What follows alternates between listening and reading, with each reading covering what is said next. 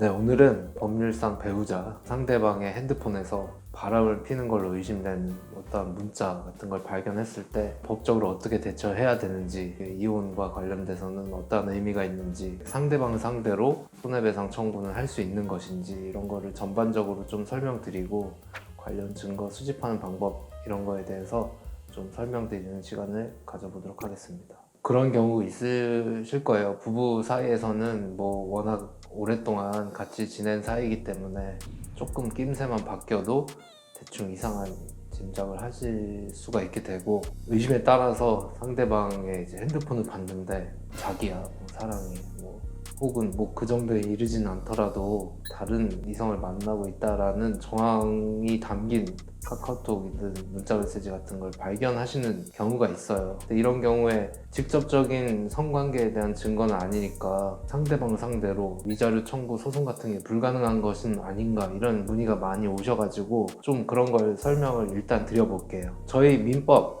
그 가족법 쪽에 보면은 부부 사이에서는 정조 의무가 인정이 된다고 해요. 법 조문에는 명확히 정조 의무가 있다 이렇게 규정되어 있지는 않은데, 이혼 사유에 상대방의 부정한 행위가 있을 때 그걸 이혼 사유로 삼아서 재판상 이혼을 할 수 있도록 규정되어 있는데, 그런 걸 이제 반대 해석을 해보면 부부 사이에서는 부정한 행위를 하지 않아야 되는 의무가 있는 거죠. 나의 배우자가 그러한 정조 의무를 위반했을 경우에는 이혼 사유로 삼을 수도 있고, 그런 거에 가담한 그 상대방에 대해서 위자료 청구 소송이 가능해진 게 현실이에요. 예전에는 간통죄라는 게 있었기 때문에 배우자가 바람을 핀다 하면 간통죄로 처벌이 됐었는데, 이제 아시다시피 간통죄가 위헌 판결을 받고 폐지가 됐기 때문에 그거에 대한 이제 대용하는 측면에서 상간녀, 상간남 위자료 청구 소송이 현재 법원에서 활발히 이루어지고 있죠. 그러면 그 문자상으로는 둘 사이에 달콤한 문자를 주고받은 내용만 있을 뿐 성관계를 암시하는 듯한 문자는 없을 때 상간녀, 상간남 위자료 청구 소송이 불가능한 것은 아닌가, 이런 문의가 많이 오시는데요. 제가 아까 말씀드렸듯이 재판상 이혼 원인에 부정한 행위가 있을 경우 이혼 사유로 삼을 수 있다고 했는데, 말 그대로 부정한 행위예요.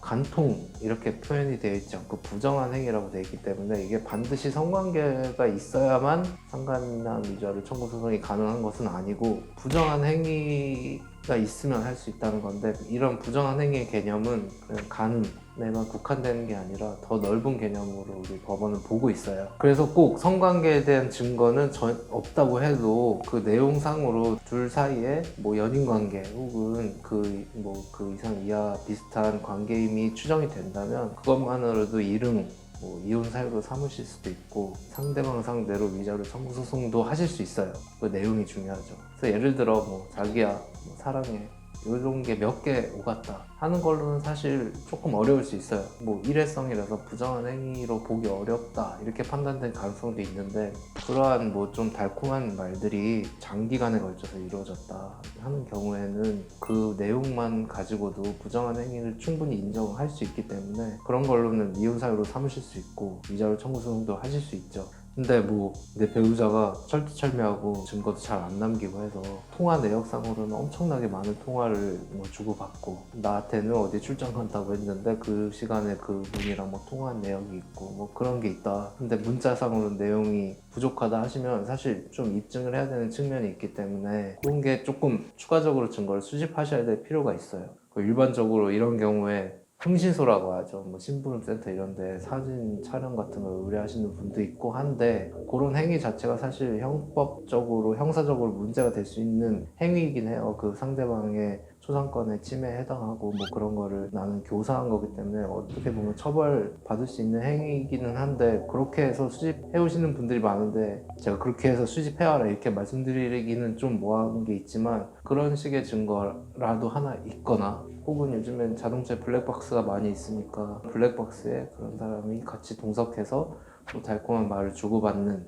그런 뭐 녹음 파일이 있거나 하는 좀 추가적인 증거가 필요할 수도 있어요.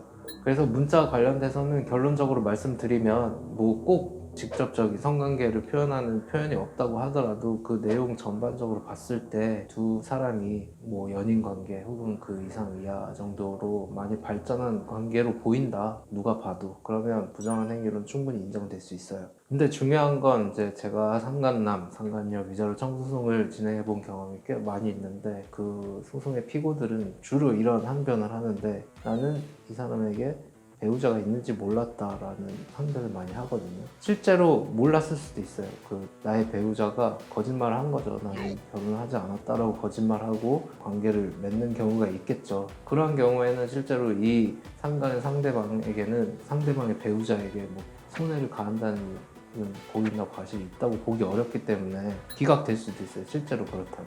근데 이 상간하는 두 사람이 관계가 꽤 오래됐다고 하면 보통은 배우자 있다는 사실을 알고 하는 경우가 많이 있고, 문자 내역이나 이런데 뭐 남편은 뭐 하는데, 뭐 부인은 뭐 하는데, 뭐 이런 대화가 오간 게 있다 하면 사실 배우자가 있는 걸 알고 상간 행위를 한 게 어느 정도 추정이 되기 때문에 그런 증거가 좀 필요해요. 그런 게 있다면 뭐 미리 확보해 놓으시는 게 좋고. 근데 이도저도 이런 증거가 전혀 없다 하시면은 이제 상간 행위가 있었던 건 확실한데 문자도 뭐 별로 주고받은 게 없고 영상도 없고 하다 하시면 상간의 상대방과 통화, 내 남편과 내 아내와의 통화, 이런 대화 이런 게 필요합니다. 그래서 그런 거를 당사자 사이에서는 뭐 그런 대화 자체를 녹음을 할 수가 있고, 대화를 녹음하시는 거죠. 언제 만났냐, 둘 사이에 어떻게 됐냐, 뭐 그런 대화를 좀 나누면서 이분들이 상간 행위를 했다는 거를 대화에 드러나게 좀 대화를 해서 그 대화 파일을 확보하셔서 소송을 하셔야죠. 아무것도 없다고 하면. 정리를 해보자면 저희 민법 규정에 이혼 사유에는 부정한 행위라고 명시적으로 규정이 돼 있고, 그런 부정한 행위는 그냥 가는 행위 뭐 이런 거보다는 좀 더 폭넓게 인정이 되는 개념이라서 꼭 성관계가 아니더라도 배우자가 나에게 대한 정조 의무를 배신하고 다른 분과 뭐 교제를 한다 정도의 입증만 있어도 부정한 행위로는 인정이 될 수 있고, 그렇게 내 배우자가 부정한 행위를 했다 하면 그 사유로 삼아서 이혼도 하실 수 있고, 부정한 행위를 한 상대방에게 동시에 위자료 청구 소송도 하실 수 있다라고 뭐 말씀을 드릴 수 있고, 간통죄는 다르죠. 간통죄는 형사처벌이기 때문에 그런 성관계의 증거가 확실히 있었어야 됐어요. 그래서 예전에 막 영화나 뭐 드라마 같은데 뭐 간통 현장을 막 갑자기 문 열고 들어가서 사진 찍고 막 머리끄댕이 잡고 막 이렇게 했던 이유가 성관계의 증거가 명백히 있어야 됐기 때문에 그때는 그런 게 필요했지만, 지금은 그런 수준은 필요 없다, 이렇게 아시면 되고, 내 배우자가 부정한 행위를 한 걸로 의심이 된다, 뭐 좀 정황이 포착이 됐다 하시면 뭐